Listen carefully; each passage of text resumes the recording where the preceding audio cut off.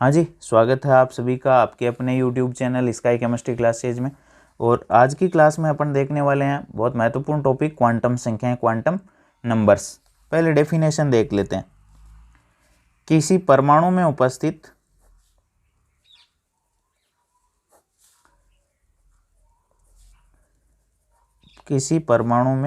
उपस्थित इलेक्ट्रॉन की संपूर्ण जानकारी देने वाली संख्याओं का समूह क्वांटम संख्याएं कहलाती है। यानी किसी परमाणु में इलेक्ट्रॉन कहाँ उपस्थित है उसके बारे में पूरी जानकारी देने वाली संख्याएं जो है वो क्वांटम संख्याएं कहलाती है। या दूसरी परिभाषा अपन यूं दे सकते हैं, चार संख्याओं का समूह है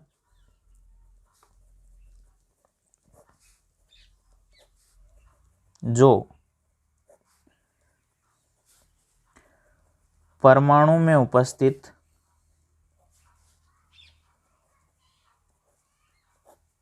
इलेक्ट्रॉन की संपूर्ण जानकारी देती है। क्वांटम संख्याएं कहलाती है। क्वांटम संख्याएं कहलाती है चार संख्याओं का समूह जो परमाणु में उपस्थित इलेक्ट्रॉन की संपूर्ण जानकारी देती है। यानी यूं कह सकते हैं कि यह व्यक्ति के पते के समान होती है। इलेक्ट्रॉन का एड्रेस, इलेक्ट्रॉन का पता बताने वाली संख्याओं का समूह क्वांटम संख्याएं कहलाता है। क्वांटम संख्याएं यानी व्यक्ति का जिस प्रकार पता होता है, जैसे जिप कोड है या पिन कोड है, वो क्या बताता है कि देश में कौन सा स्टेट है, कौन सा जिला है, कौन सी तहसील है, इसके कौन सा पोस्ट ऑफिस है, कौन सा सब पोस्ट ऑफिस है, कौन सा ग्राम है, इन सब की जानकारी देती है। वैसे क्वांटम संख्याएं इलेक्ट्रॉन का एड्रेस बताने वाली संख्याएं इलेक्ट्रॉन के एड्रेस की जानकारी देती है कि इलेक्ट्रॉन कहाँ, कौन से ऊर्जा स्तर में मौजूद है, उसकी संपूर्ण जानकारी देती है। अब क्वांटम संख्याएं देखो चार प्रकार की होती है। क्वांटम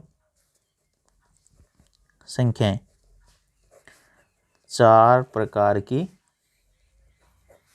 होती है।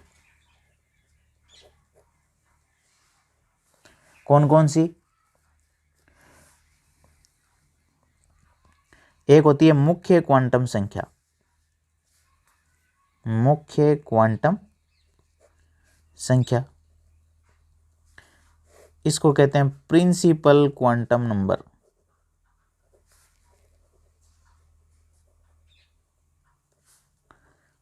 प्रिंसिपल क्वांटम नंबर दर्शाते हैं, स्मॉल n से डिनोट करेंगे इसको। दूसरी है द्विगंशी क्वांटम संख्या, द्विगंशी क्वांटम संख्या, इसको कहते हैं azimuthal quantum number, L। Third है अपनी चुंबकीय क्वांटम,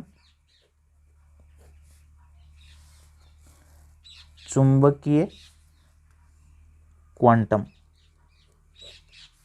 संख्या, यानी मैग्नेटिक क्वांटम नंबर, इसको देते हैं अपन m से या ml से। और फोर्थ है अपनी वो है चक्रण क्वांटम संख्या, चक्रण क्वांटम संख्या, इसको कहते हैं spin quantum number S, spin quantum number, चक्रण क्वांटम संख्या एस। अब इनमें से जो प्रथम तीन क्वांटम संख्याएं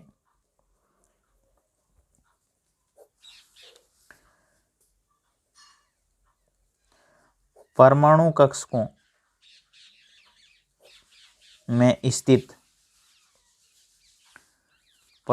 कक्षकों में स्थित इलेक्ट्रॉन की ऊर्जा, आकृति, अभिविन्यास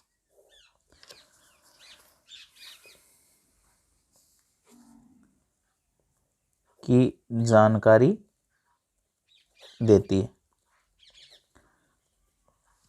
कि इलेक्ट्रॉन की ऊर्जा क्या है, कक्षकों की आकृति कैसी है, कक्षकों का अभिविन्यास कैसा है, वो कौन सी एक्सिस पर स्थित है, इनके बारे में जानकारी देती है।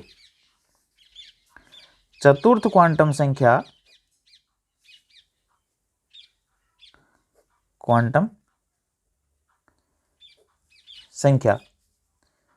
इलेक्ट्रॉन के चक्रण की जानकारी देती है और इसकी दो वैल्यू होती है, एक प्लस हाफ, एक माइनस हाफ। अब तीन क्वांटम संख्याएं तो इलेक्ट्रॉन की ऊर्जा, आकृति और अभिविन्यास की जानकारी देती है। चतुर्थ क्वांटम संख्या इलेक्ट्रॉन के चक्रण की जानकारी देती है। अब देखो अपन पहली देखते हैं मुख्य क्वांटम संख्या। फर्स्ट है अपनी मुख्य क्वांटम संख्या एन, प्रिंसिपल क्वांटम नंबर। ये क्या बताती है? ये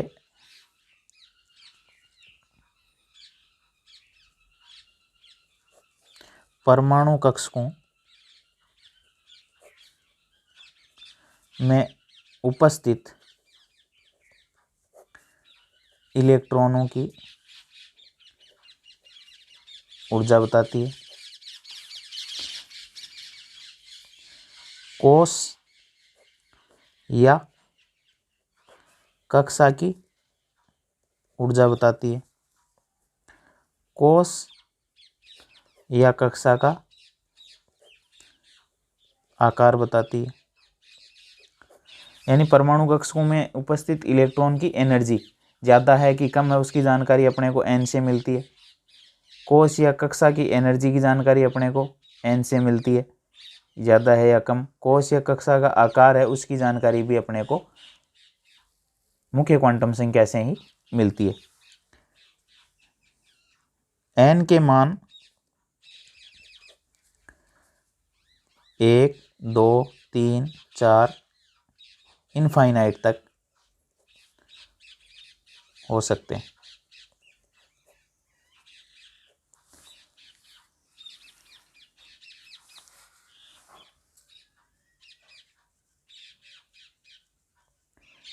एन के मान क्या प्रदर्शित करते हैं?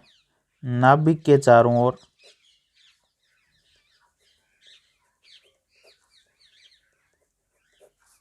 के वृत्ताकार पथों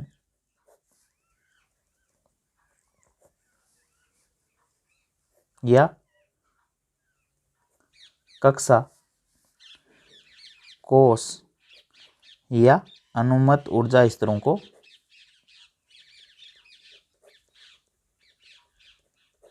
प्रदर्शित करती है। नाभिक के चारों ओर जो वृत्ताकार पथ है उसको प्रदर्शित करते हैं। नाभिक के सबसे निकटतम, नाभिक एन के मान जो है नाभिक के चारों ओर वृत्ताकार पथों, कक्षा, कोष, अनुमत ऊर्जा स्तरों को प्रदर्शित करते हैं। और नाभिक के निकटतम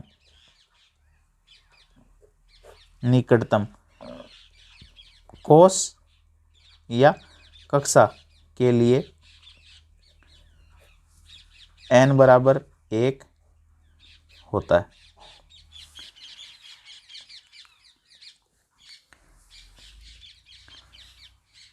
n का मान बढ़ने के साथ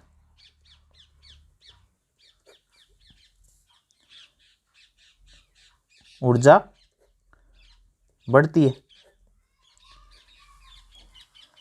n जैसे जैसे बढ़ेगा एनर्जी क्या होगी, इलेक्ट्रॉन की हो चाहे परमाणु कक्षकों की, ऊर्जा बढ़ती है। क्यों बढ़ती है? क्योंकि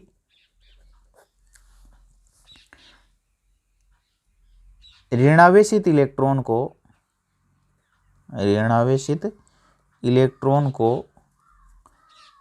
धनावेशित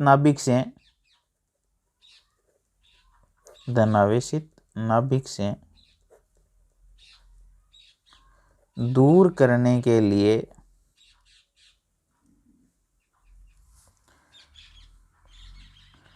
ऊर्जा की आवश्यकता होती है।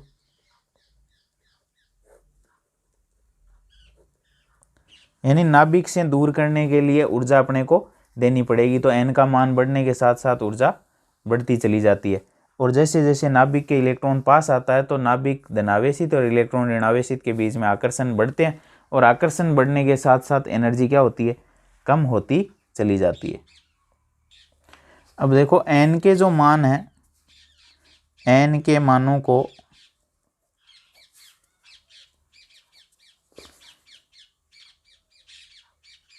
K, L, M, N से भी प्रदर्शित कर सकते हैं।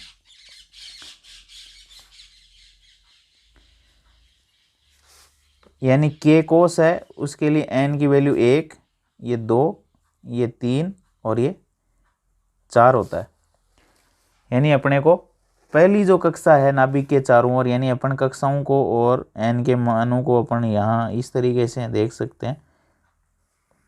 ये नाभिक ले लिया धनावेशित, और इसके चारों ओर के ये वृत्ताकार पथ हो गए इस तरीके से।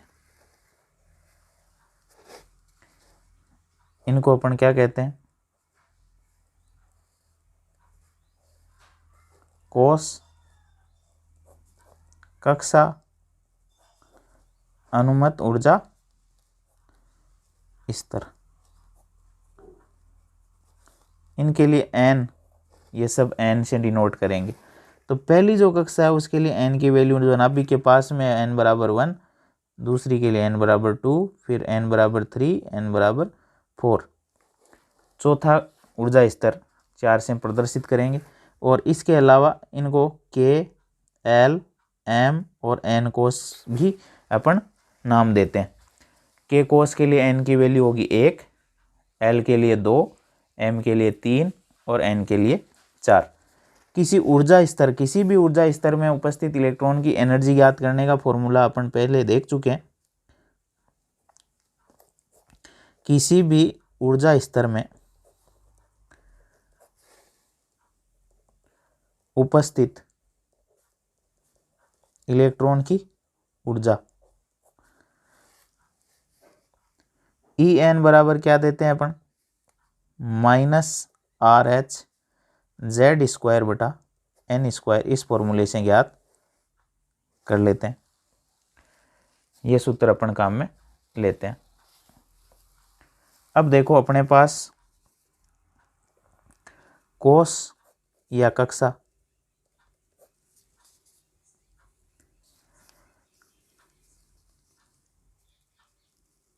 में उपस्थित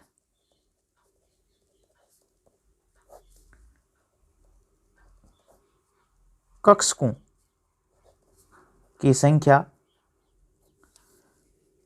n² के बराबर होती है, n² के बराबर होती है। और कोस या कक्षा में अधिकतम इलेक्ट्रॉनों की संख्या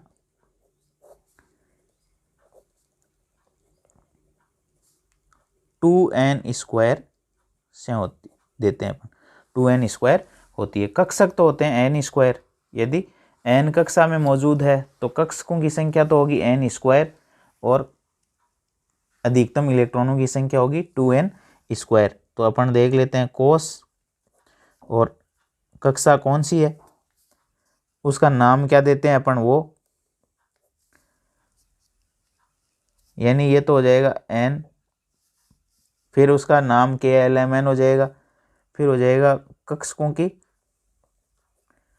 संख्या कितनी होगी, यानी n² और अधिकतम इलेक्ट्रॉनों की संख्या कितनी होगी, ये होगी 2n²।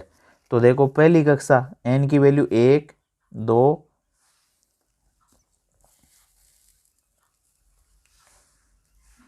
3 और 4।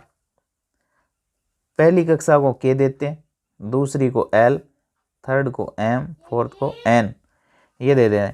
अब अधिकतम इलेक्ट्रॉनों की संख्या n² से ज्ञात करेंगे तो 1 रख दो n की जगह, तो 1 का स्क्वायर 1। तो कक्षकों की संख्या कितनी हो जाएगी, पहली कक्षा में कक्षक कितने होंगे, पहली कक्षा में कक्षकों की संख्या होगी 1। अब अधिकतम इलेक्ट्रॉनों की संख्या 2 गुणा n², n² की वैल्यू कितनी है 1, तो 2 गुणा 1 2। फिर दूसरी कक्षा कक्षकों की संख्या हो जाएगी 2 दूनी 4, 2 का स्क्वायर, यहाँ 2 रख दो, 2 का स्क्वायर 4, 4 का 2 गुणा कर दो 8, यानी n² का 2 गुणा, तो n² है 4 तो 8 हो जाएगा यहाँ। फिर n की वैल्यू 3, 3 का स्क्वायर 9 और 9 का 2 गुणा 18।